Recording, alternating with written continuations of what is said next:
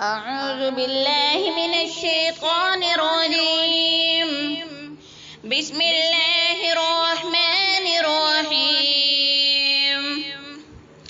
يا أيها الذين آمنوا لا تسألوا عن أشياء إن تبد لكم تسؤكم وإن تسألوا عنها حين ينزل القرآن تبد لكم عفى الله عنها والله غفور حليم.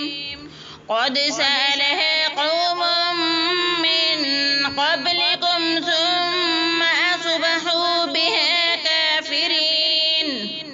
ما جعل الله من بحيرة ولا سائبة ولا وسيلة ولا حام ولكن الذين كفروا يفترون على الله الكذب وأكثرهم لا يعقلون. وإذا قيل لهم تعالوا إلى ما أنزل الله وإلى الرسول قالوا حسبنا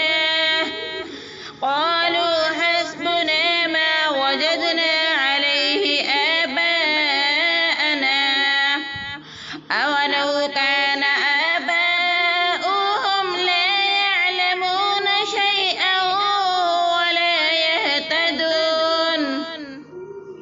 يا أيها الذين آمنوا عليكم أنفسكم لا يضركم من ضل إذا اهتديتم إلى الله مرجعكم جميعا فينبئكم بما كنتم تعملون.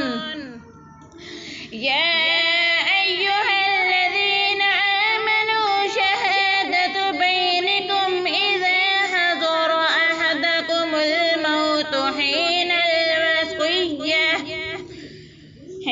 الوصية اثنان ذوي عدل منكم أو آخران من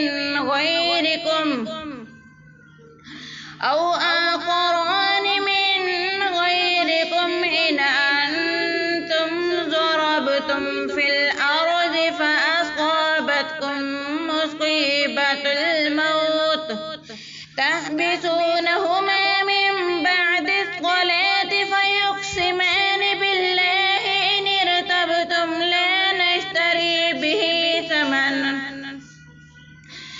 نشتري به ثمنا ولو كان ذا قربى ولا نكتم شهادة الله إنا إذا لمن الآثمين.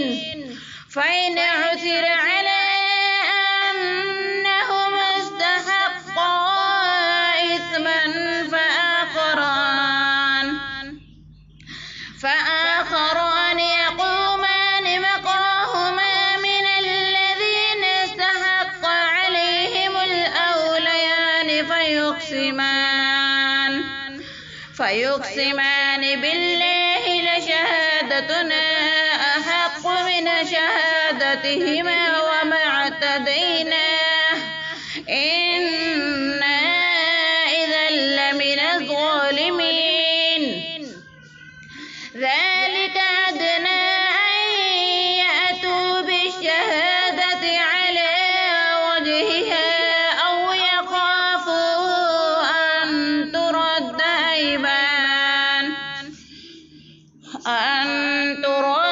أيمان بعد أيمانهم واتقوا الله واسمعوا والله لا يهدي القوم الفاسقين.